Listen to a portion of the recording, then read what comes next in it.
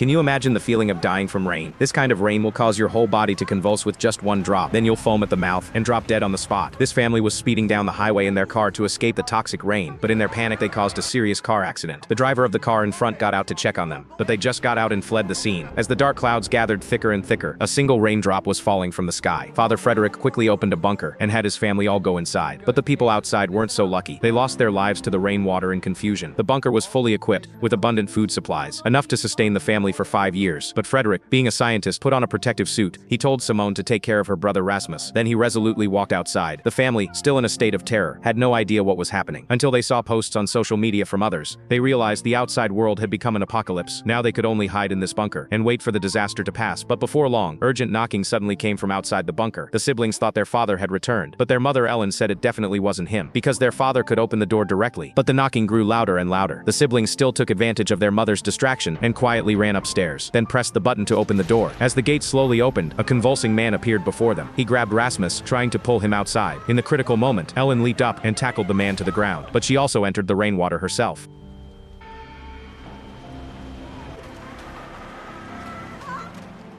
The siblings were terrified. Seeing their mother had collapsed and couldn't get up, they could only retreat back into the bunker and close the gate again. Listening to their mother's heart-wrenching screams, they collapsed to the floor. Now they could only stay in the bunker first and wait for their father to return in time. But as days passed one by one, their father still had no news. The phone had lost signal too. This place became the siblings' only home for survival, and also the prison that confined them. A few days later, they accidentally discovered an important clue on a tablet. It turned out there wasn't just one bunker like this, and there were buttons to contact each other. They went to the meeting room, hoping to contact other survivors on the map, but after trying everything, they found that all bunkers had no response. Their newly ignited hope was shattered again. Simone refused to give up. She decided to look for other communication tools in the bunker. Soon they discovered a strange toolbox. Opening it up, inside was actually a set of radio equipment. They were overjoyed and quickly turned on the radio to make calls. Surprisingly, they actually received a reply, but the signal in the bunker was very poor. They couldn't hear clearly what the other side was saying at all. Simone could only have Rasmus hold the antenna and walk step by step toward the entrance. Finally, both sides successfully established contact, but the person on the radio was just an ordinary young man. He told Simone that the outside world was now in complete chaos. The toxins in the rainwater had caused large-scale infection among humans. The government, to control the epidemic, had set up several centralized treatment centers. The nearest one was only 3 kilometers from their bunker. Simone wanted to learn more information, but suddenly, the bunker plunged into darkness. The power supply from outside had been cut off. Fortunately, the bunker had a backup generator system, but as the lights came back on, there was no more sound from the radio. Simone woke up her resting brother. She wanted to go to the centralized treatment center to check the situation, but Rasmus was worried about her going alone. To calm his emotions, Simone could only temporarily lie that she wouldn't leave. Taking advantage of Rasmus falling asleep again, Simone put on the protective suit, because she knew only by finding the treatment center outside could the siblings' lives be truly guaranteed. But as she stepped up the stairs one by one, scenes of her mother's death began to flash in her mind. What would be outside this gate? A paradise after the epidemic, or a hell full of unknowns? Looking at the door button on the wall, Simone simply didn't have the courage to press it. At this moment, she was after all just a teenage girl. She tore off her protective mask and breathed heavily the air in the bunker. Although she felt somewhat sad about her own cowardice, she had promised her father that she would definitely take care of her brother. So the two began to learn to adapt to life inside the bunker. They planted a few seeds in a petri dish, hoping that when they bloomed and bore fruit, their father would return as promised. Just like that, time passed wildly without them noticing. When they were hungry, they ate the food stored in the bunker. When they were bored, they danced to music. In a flash, 5 years had passed. Rasmus had grown into a handsome young man, but their father still had no news, and they knew absolutely nothing about changes in the outside world. Finally, as the food was about to be completely consumed, Rasmus could no longer endure life underground. They decided to open the gate tomorrow morning and go to the outside world, but unexpectedly, that very night, an emergency occurred in the bunker. The air conversion system suddenly sounded a shrill alarm, but the two sleeping people had no idea. The lack of oxygen quickly made them lose their ability to move. Fortunately, Rasmus had excellent physical condition. He forced himself to stay alert and helped Simone move step by step toward the door. Finally, the bunker's gate opened for the first time in 5 years. Rasmus dragged Simone to the outside world. The two collapsed on the ground, breathing heavily the fresh air. But before they could feel joy at surviving the ordeal, a pair of armed bandits slowly surrounded them. From their attire, it was clear the epidemic was far from over. The lead bandit drove them back into the bunker. After confirming there was no one else here, they locked them in a small room. It turned out this pair of bandits were just ordinary survivors. They forced people out of bunkers by blocking ventilation outlets, then entered to collect food. But unexpectedly, the supplies here had long been squandered by the siblings. The survivor squad found nothing after a thorough search. The siblings anxiously waited in the room for their fate to unfold. Through communication with with one of the team members, Beatrice, Simone finally learned the squad's true purpose. So when they were about to leave, Simone successfully caught the captain's attention. She took out the tablet and showed him more bunker information, and frankly stated that these bunkers would have the food they desperately needed. Then she stepped back step by step under the captain's eager gaze. She smashed the tablet hard on the ground, then pointed to her own head. The meaning was obvious. All this information is in my head. If you want it, you'll have to take us with you. It must be said, Simone showed extraordinary courage to protect her brother. Captain Martin had no choice but to take them along. Then everyone together embarked on a journey to another bunker. Because Rasmus had lived underground for 5 years, after returning to the surface, he was very curious about everything. But he didn't know the outside world was actually full of dangers at this time. Soon a car appeared ahead. Martin quickly directed everyone to hide. They lay down in the bushes, then covered themselves with a tinfoil cloth. From Beatrice's introduction, they learned these people came from an organization called Apollon. They used thermal imaging drones to search for survivors in the zone, then precisely kill them. Fortunately, the squad was well prepared. Apollon didn't discover their whereabouts. But just then, another survivor ran out in panic. Everyone finally escaped the ordeal. Martin told everyone to leave quickly, but Simone stood still. She wanted to help that woman. This decision even got Beatrice's support. Although Martin was extremely reluctant, he could only follow up on the other side. The woman was frantically fleeing through the woods. She leaped with all her might, but still fell into a ditch. As the pursuers got closer and closer, Martin's group finally arrived. Seeing the woman struggling in the mud, everyone fell silent. Because there was an animal carcass upstream, this meant the water here also contained deadly infectious bacteria. The woman tearfully explained to everyone, but Martin still raised his gun and ended her life without hesitation. This was the cruel apocalypse. Survival was the most important thing. No one dared risk infection. The siblings were obviously scared by Martin's cold-bloodedness. For a moment, they couldn't even tell direction. They took a long time to recover before continuing to lead everyone forward. But they dared not imagine how many tragedies like this one were happening in this forest, shrouded in thick clouds. After a long trek, everyone finally arrived near the location of the next bunker. But at this moment, Rasmus, who was chatting happily with Beatrice, accidentally stepped into a puddle. Although he immediately lifted his foot out, Captain Martin still noticed. Then he raised the gun in his hand. Simone immediately stood in front of the gun. She absolutely couldn't watch her brother be harmed. So she said, "If you're going to shot, kill me too." The scene became extremely tense. Just as Martin hesitated whether to shoot, Simone suddenly told Beatrice to put on gloves and check whether Rasmus's foot was actually wet. Martin shook his head upon hearing this, because this action could very likely infect Beatrice with bacteria. But kind-hearted Beatrice still followed Simone's instructions. She untied Rasmus's shoe and found the sock was still dry. Fortunately, this pair of shoes was waterproof. After careful consideration, Martin finally put away his gun. They hadn't entered the bunker yet. Making things too tense wouldn't benefit anyone, so everyone set off again, and finally reached the next bunker before dark. Simone stretched out her left hand and slowly pressed it. Soon after, she got permission to enter. As the gate opened smoothly, everyone began to enter, but Captain Martin became suspicious of Simone's identity, because such bunkers only open for specific people. How did she get access permission? Facing Martin's inquiry, Simone just brushed it off casually. Fortunately, this bunker didn't disappoint them. The storage shelves were filled with all kinds of food. Everyone who had been hungry for 3 or 4 days could finally fill their stomachs. Even Captain Martin's mouth showed a smile. Soon after, when Simone was checking the rooms in the bunker, she accidentally discovered a phone charging in the corner of a table, and the screensaver was actually her own photo. She picked up the phone and looked, and found this was actually her father's phone. So she quickly found Rasmus. The two discovered an important clue from the phone. That was a video sent by her father's company boss. We have made it to the head office in Sweden.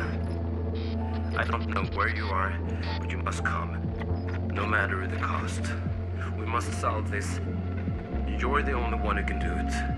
Unless we find a cure, this is the end of the world. They were overjoyed, because this meant their father wasn't dead, but had very likely gone to the headquarters in Norway, and was researching an antidote to control the epidemic. So they made up their minds to set out tomorrow morning to find their father. But when she showed the video to Martin, she was met with his ridicule, because rumors about an antidote had been spread millions of times, but the whole world was still destroyed by the virus. And to reach Norway, they would have to cross many cities. The cities were now wandering with many hungry crowds. The danger could be imagined. The two sides ultimately couldn't reach an agreement. Simone and Rasmus decided to embark on the journey to find their father. Captain Martin and his team members continued to stay in the place with abundant food. A few days later, the two finally arrived at the city that had become a dead silence. The prosperity and bustle here were no more. Everywhere were just abandoned cars and floating garbage. Out of curiosity, Rasmus walked into an overturned bus. Soon after, they were horrified to discover several blurry figures appeared outside the window. Unexpectedly, it was Beatrice and Leah. Several people had followed. They felt Simone had a special charm, and firmly believed she could lead everyone out of crisis. At this time, Captain Martin was speechless. In just a few days, his team members had recognized a new leader. Then several like-minded young people began to explore the city with great interest. They walked into a fast food restaurant, took out the food they carried, and ate without any hesitation. But before long, a middle-aged man with a knife broke in, demanding they hand over their food. Several people were somewhat reluctant at first, but the man directly grabbed Rasmus, then stabbed him in the stomach. Fortunately, Martin, who was worried about his team members, arrived in time. The man then fled in panic, but injured Rasmus couldn't help crying out in pain. To avoid attracting more hungry crowds, everyone had to use a shopping cart from the supermarket to push Rasmus and escape the city. Simone remembered there was another bunker nearby, but when they arrived, they found the bunker's gate had been destroyed and the inside had been looted. But now the situation was urgent. They could only temporarily settle down and simply treat Rasmus's wound. Martin found Simone. He took out a spherical device seized from a Pollen soldiers. Opening it up, it was clearly a map, and the top of the map clearly showed a wall. Martin analyzed where they were now should be an epidemic quarantine zone, and behind the wall, more people might be alive. This also confirmed Simone's father was developing an antidote. So the two decided to work together to lead everyone through this wall back to the safe zone. But due to lack of medicine, Rasmus's wound had become inflamed. If he didn't get timely treatment, it would very likely endanger his life to save her beloved brother. Simone asked Martin to help take them to the neighboring town because there was reportedly a doctor there who could perform surgery on Rasmus. But from Rasmus's current condition, he definitely couldn't make a long journey. To find transportation that could run, they could only set their sights on Apollon. Then Simone went alone to the empty street. Sure enough, before long, Apollon's drone locked onto her. Simone ran all the way, successfully luring the drone to an abandoned building. A few seconds later, a Hummer drove toward her. 3 armed Apollon soldiers were about to capture her, but just then, the drone was suddenly shot down. Then everyone rushed forward and successfully subdued the soldiers. Unexpectedly, 3 guns couldn't beat a few iron rods. Then Captain Martin began interrogating the Apollons about the map information, but couldn't get them to talk, so Simone walked over. She wanted to use sincerity and love to touch these guys, but was harshly mocked. Then Jean suddenly discovered one of them had a snake tattoo on his hand. He quickly notified Martin and strongly demanded these people be executed. Everyone was very surprised by this. They didn't understand why John, who usually had a good temper, would suddenly burst out with such strong killing intent. It turned out that before joining the survival squad, John had watched helplessly as Apollon soldiers killed his parents, and the man who committed the crime had this same snake tattoo. He and his sister hid in a small room to escape, to prevent his sister from crying out. John tightly covered his sister's mouth until the soldiers left. He found his sister had stopped breathing forever. From that moment on, he was determined to find a way to get revenge. But Simone knew nothing about this. She felt Captain Martin was too cold-blooded, so she mocked him all the way. Seeing this situation, everyone fell into silence, but only Martin himself knew clearly. He had actually been influenced by Simone and hadn't killed those 3 people, but he never expected his moment of mercy would directly lead to a team member's sacrifice. Shortly after driving for dozens of kilometers, everyone finally reached their destination. They used Apollon's thermal imaging drone to find the doctor's exact location, but just as they were about to knock on the door, a hunting rifle suddenly protruded. No matter how Simone and the others explained, the doctor remained unmoved until Martin helped weak Rasmus stand out. Her expression finally softened slightly. After thinking for a moment, she finally performed surgery on Rasmus. But during the subsequent chat among several people, Simone inadvertently mentioned her father's name. The doctor's expression obviously changed after hearing it. Then she pretended to be calm, telling Rasmus he still needed an anti-inflammatory injection, and arranged for the survival squad members to wait here. Then took the siblings to a nearby shelter, and here actually also had a bunker. She skillfully placed her hand on the sensor. Soon after, she successfully gained entry permission. This scene greatly surprised the siblings, but she explained that she was also once an employee of Apollon Company. But strangely, Simone's father was a senior scientist at the company. Logically, employees should all recognize him, but the doctor insisted she didn't know him. It seemed there was a big secret here. The doctor indicated Rasmus should lie on the operating table and tied his hands and feet, under the pretext of preventing him from moving. Simone felt increasingly wrong. Just as the two were still communicating, the doctor stepped closer step by step, pushed her against the wall, and grabbed her neck. On the other side, the survival squad was still anxiously waiting for the siblings. Faintly, the sound of cars came from outside. Martin looked out the window and found it was actually Apollon soldiers. June also walked over. After seeing the soldier with the tattoo, he was shocked and questioned the captain why he hadn't killed him. Then, regardless of dissuasion, he took the doctor's hunting rifle and rushed outside. As Apollon soldiers approached step by step, Martin also raised his gun to aim, but at this time June had already walked behind the tattooed man and without a word, directly fired. The gunshot alerted other soldiers. They all rushed toward June before being captured. June looked at Captain Martin one last time, then was pressed to the ground. Patrick grabbed the assault rifle and woke up Martin, who had fallen into a daze, fled the scene and panicked together. At this time, Simone and her brother had been controlled by the doctor, but they didn't understand her reason for doing this, until she revealed the truth. I told them it was dangerous. You can't attack nature and not expect it to strike back, but they wouldn't listen. Him and Sten. He's the one who killed my children. It turned out this world-destroying toxic rain was really a product of her father's company. At this time, Simone still tried to convince the doctor to spare them, but this mother, filled with hatred, still decided to let them also taste the flavor of poisoning. She took out a syringe. Just as she was about to inject Rasmus, Patrick arrived at the scene and shot her dead with one shot. Shaken, Simone picked up the syringe containing pathogens from the ground and frantically stuffed it into her backpack. Then they reunited with the squad and fled again toward the vast wilderness. But the series of events still affected everyone's mood. Patrick found Captain Martin and questioned why he wouldn't act to save Jean at the critical moment. For 6 years he had always supported Martin's every decision. But since Simone and her brother joined the team, they had encountered various dangers. The two ultimately had an unpleasant parting, and this cast a shadow over their subsequent escape. That evening, they saw a mysterious castle in the distance. Just as everyone was about to take a closer look, an old man in burlap clothes came up behind them. Unable to determine whether the other party was already infected with the virus, Martin's group maintained full vigilance. But the old man then told them this was a paradise-like shelter. All survivors would be properly cared for here. Everyone entered the castle with skepticism and found there were indeed many kind-faced people here. They warmly invited the survival squad to stay and rest. At this time it was getting late outside, and it was pouring rain. Martin and the others could only temporarily agree to stay overnight. Unexpectedly, this night was very peaceful. The next morning, the aunt in the manor invited them to tour the farm. They were amazed to discover here was not only full of birds singing and flowers blooming, but even had various scarce fruits and vegetables. Seeing this situation, everyone gradually relaxed their guard. Then they saw clean bathrooms, and the aunt personally demonstrated, showing them clean water sources not contaminated by viruses. Only then did they completely relax. It seemed this really was a rare utopia in the apocalyptic environment. But just as they were immersed in the joy of finding life in despair, Captain Martin discovered horrifying anomalies in the kitchen.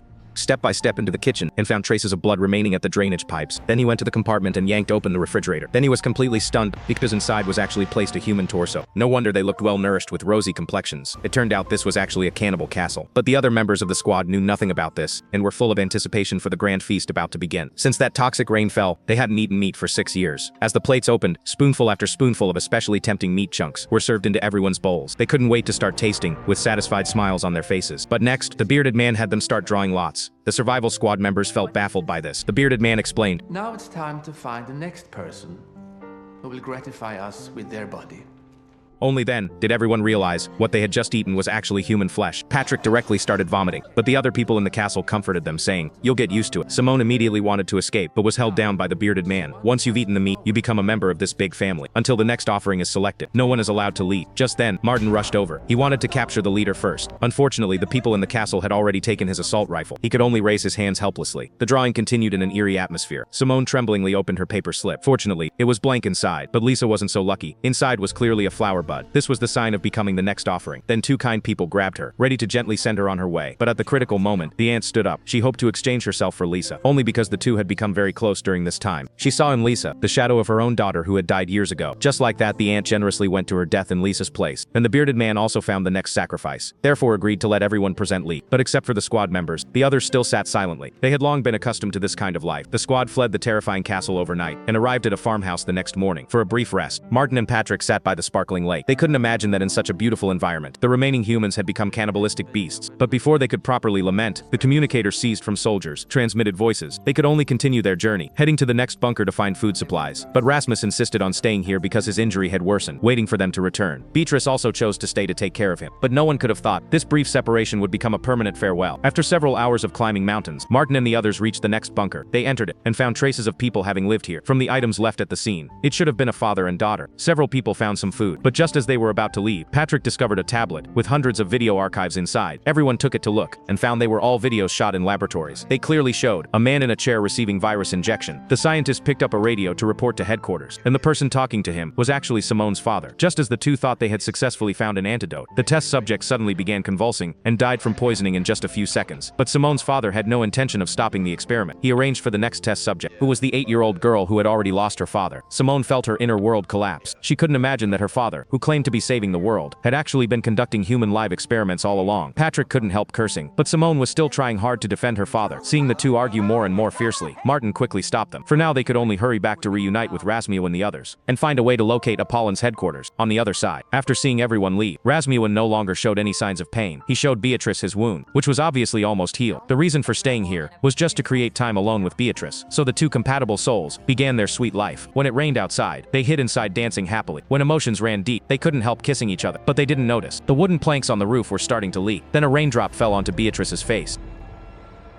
Realizing what had happened, she broke down. Rasmus quickly comforted her to show his loyalty to his lover. He kissed Beatrice regardless of everything. If they were to die, then they would die together. The two lay quietly on the ground, lit candles and waited for death, but several hours later, Rasmus actually woke up safe and sound. He quickly drove away the wild dogs nearby, then tried to wake up Beatrice, but when he turned her over, he found she had been dead for some time. On the other side, Simone was apologizing for losing her temper at Patrick earlier, but unexpectedly, Patrick pushed her directly into the rainwater outside. Simone could never have imagined that Patrick actually wanted to kill her. Martin rushed over upon hearing the commotion, and was also shocked speechless by the scene. He had long fallen in love with this strong woman. Now, he could only watch helplessly as she was exposed to the rainwater, and to avoid infecting others, he also had to shoot her, just as he fell into a dilemma. Lisa used her body to block in front of Simone. She couldn't just watch her teammates kill each other, so she stepped back step by step, and finally also entered the rainwater. Martin's heart was extremely complex at this moment. Could he really shoot his teammates? He ultimately couldn't do it, so he could only first lock them in the bunker's laboratory. If they really showed symptoms, then he'd decide, but after waiting a long time, the two still showed no signs of illness. Could it be that after 6 years, this rain no longer contained deadly bacteria? To verify this point, he specifically drank half a bottle of alcohol to give himself courage, then strode into the rainwater. The cool raindrops fell on his face, but brought no discomfort. Only then did several people finally confirm that the rainwater was completely non-toxic. They excitedly ran and shouted in the rain. The epidemic was finally over. A beautiful new world was about to arrive. But before long, Rasmus found them carrying Beatrice's body. People were once again confused. Since the rainwater was no longer deadly, why did Beatrice still die? And Rasmus wasn't infected. Could it be that he actually had antibodies? Before these doubts could be resolved, they could only first lock Rasmus in the laboratory. But Rasmus strongly resisted this. He still wouldn't believe his girlfriend was dead, and was very angry at everyone's coldness. Even when his sister Simone tried to comfort him, he rudely refused. Completely disappointed, Rasmus escaped from the bunker. He returned to the small house where everyone had rested, used the captain's remaining communicator to call nearby soldiers, and revealed that he carried antibodies, willing to cooperate with them in research. Patrick, who had just been expelled from the squad by Martin, was also caught at this time, so they planned to return to headquarters together. But Simone and the others on the other side still wanted to rescue Rasmus. They went through great trouble, and finally successfully subdued an isolated soldier, using him as a hostage, planning to exchange for Rasmus. But unexpectedly, just as both sides were conducting tense negotiations, heartbroken Rasmus grabbed the syringe containing pathogens from Leah's hand, then stabbed it hard into his own neck. Then he slowly collapsed to the ground under Simone's horrified gaze. Everyone present was stunned. They never expected that after finally rescuing him, he would end his own life in such a way. But not long after, Rasmus got up again as if nothing had happened. The soldiers immediately went forward to check on him. Rasmus pushed his hand away forcefully. All of this defied logic, and it seemed that Rasmus was truly a carrier of the virus antibodies. This way, the childish Rasmus had actually become the savior of the world, because as long as antibodies could be extracted from his body, a vaccine could be successfully developed soon after. At this point, everyone decided to follow the soldiers back to Apollin's headquarters. But before departing, a soldier kissed his forehead as a sign of gratitude, thanking Rasmus for the significant contribution. But surprisingly, he was infected with the virus shortly after. He quickly collapsed and died. But at this time, everyone in the vehicle was still unaware of this. After a long journey, they finally arrived at the massive wall shown on the map. This was the headquarters of Apollon, the place that created the world-ending virus. After multiple quarantine procedures and disinfection, finally entered this enormous building. The siblings finally met their father, who had been out of contact for 6 years. After some pleasantries, Simone could finally lay down the burden on her shoulders. She no longer had to be the strong woman who risked her life to protect her brother. But unexpectedly, their father already knew everything that had happened to his son Rasmus, because 6 years ago, Rasmus unfortunately contracted a serious illness. Conventional medical methods couldn't cure him at all. Their father could only take a desperate gamble and treat him with a new type of virus that was still being tested. The result was actually successful, but not long after, the poisonous rain that destroyed the world came down. Their father knew that Rasmus already had antibodies in his body, but extracting antibodies would once again endanger his life. To protect his child, their father secretly sealed the bunker and deceived his co-workers. After that, he searched worldwide for other survivors to conduct antibody research. All of this was to preserve Rasmus's life. Unfortunately, no progress was made. Who knew they would now come to the company headquarters on their own initiative? Even though this selfish father wanted to protect him, he could only accept the fact that Rasmus would be studied. The staff began comprehensive examinations on Rasmus, but Rasmus felt extremely terrified. Although he was willing to save the world, he never expected his life would be threatened. He refused to open his mouth to cooperate with the testing no matter what. Faced with the staff's demands, he even bit the doctor's palm in his fierce resistance. When their father arrived at the laboratory, he found that the female doctor had already died from the poison. Greatly shocked, he immediately asked Rasmus what had happened, but Rasmus could only stammer and couldn't explain clearly. He could only take out another throat swab, and asked Rasmus to open his mouth to cooperate with sample collection. This time, Rasmus didn't resist. Their father successfully obtained the sample. He looked at it under the microscope and couldn't help but take a deep breath. It turned out the virus had mutated. At this point, Rasmus had become a carrier harboring a supervirus. He hurriedly walked out of the hospital room and reported this situation to the company boss. There was no longer any possibility of developing a vaccine. It might even put everyone at headquarters in an irreversible, dire situation. The boss also expressed regret about this, but as a fellow scientist, he clearly told their father that to prevent a crisis from occurring, they now had no choice but to painfully kill Rasmus. All of this was overheard by Simone, who was hiding by the door, so she secretly rescued Rasmus and regrouped with Martin and his team, preparing to escape this troublesome place. But unexpectedly, just as they reached the exit, they were stopped by a figure.